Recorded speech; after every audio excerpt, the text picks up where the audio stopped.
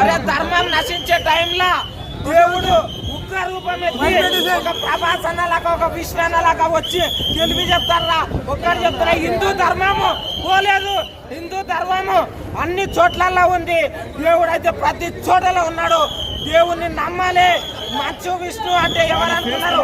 మంచు ఒకరు చెప్తారా, మోహన్ బాబు శివయ్యకు, మోహన్ బాబు గారు శివయ్యకు పెద్ద ఫ్యాన్.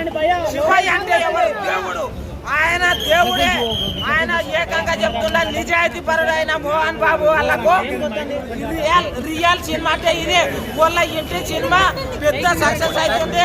ఈ సినిమా ప్రతి ఒక్కరు చూడండి అయ్యా స్వామి.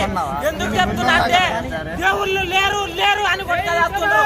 అటువంటి దేవుడు ఓం నమః శివాయ.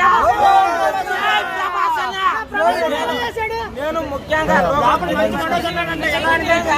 నేను ప్రభాస్ అన్న కోసం మూవీ చూడడానికి వచ్చిన. ప్రభాస్